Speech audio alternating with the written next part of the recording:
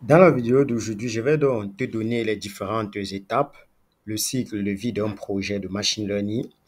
Donc, je prendrai donc un projet concret pour tous ceux-là donc, qui sont donc en préparation d'entretien d'embauche, qui recherchent un travail, que ce soit un stage ou encore une alternance.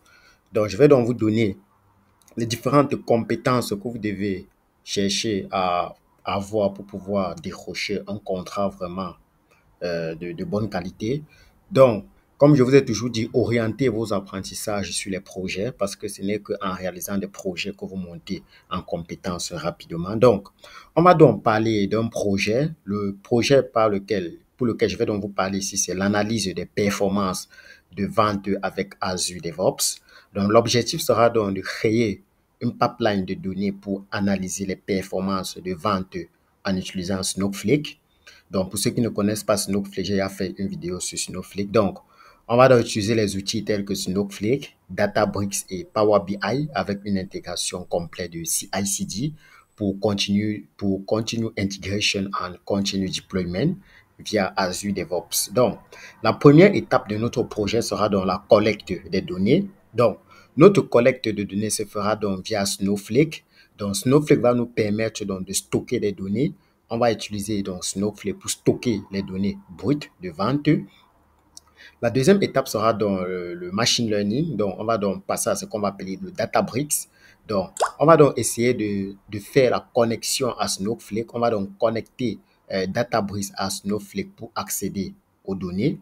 On va donc nettoyer et transformer les données. On va effectuer des transformations nécessaires sur les données dans Databricks. Donc, le stockage des données transformées, on va donc les sauvegarder toujours dans Snowflake ou dans Data Lake. Donc, ça va dépendre dans Delta Lake, je dirais. Ensuite, on va donc développer un autre modèle. On va donc créer et entraîner plusieurs modèles de prédiction des ventes. Par exemple, en utilisant les algorithmes tels que la régression linéaire, les séries temporelles ou encore des modèles plus complexes comme les réseaux de neurones.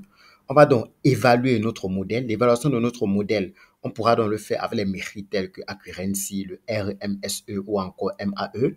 On va donc faire le déploiement de notre modèle. On va donc déployer le modèle dans Databricks pour effectuer des prédictions sur de nouvelles données. Donc, s'il y a donc des termes que j'utilise dans cette vidéo et que vous n'êtes pas familiarisé avec, vous pouvez donc mettre en commentaire. Je vous ferai donc une vidéo pour mieux vous expliquer les différents termes que j'aborde dans cette vidéo. La troisième étape sera donc le continue integration et le continue deployment pour les transformations de données dans Azure DevOps. On va donc développer, on va donc écrire des scripts pour gérer le code de source des notebooks. On va donc faire ce qu'on appelle le CI/CD pipeline. On va donc faire l'intégration continue. On va configurer une pipeline de build dans Azure DevOps pour tester les autres builds dans Databricks.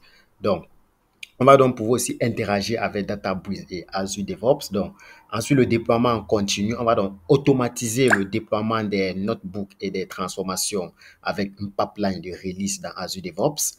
La prochaine étape sera donc la visualisation des données. On va donc utiliser Power BI pour visualiser nos données. Donc, ce qu'on va faire, on va donc essayer de connecter Power BI à Snowflake pour accéder aux données transformées. On va donc créer des rapports pour visualiser les performances de vente. Donc, ensuite, on va donc automatiser, on va passer à l'automatisation. On va donc utiliser Azure Pipeline pour automatiser la publication et la mise à jour des rapports Power BI en utilisant les Power BI REST API. Donc, où trouver donc les données de notre projet? On va donc trouver les données de notre projet sur data.gov. Data, c'est data.gov. Donc, il faut donc dire que data.gov, c'est un portail qui offre des données ouvertes provenant de diverses agences gouvernementales américaines. Donc, on peut donc trouver des ensembles de données sur les ventes dans différents contextes. Donc, voilà donc l'intitulé du projet que je souhaite donc réaliser avec vous. Si vous souhaitez donc décrocher un contrat de travail, que ce soit au Canada ou aux États-Unis, comme je vous ai dit, ce sont des technologies vraiment recherchées.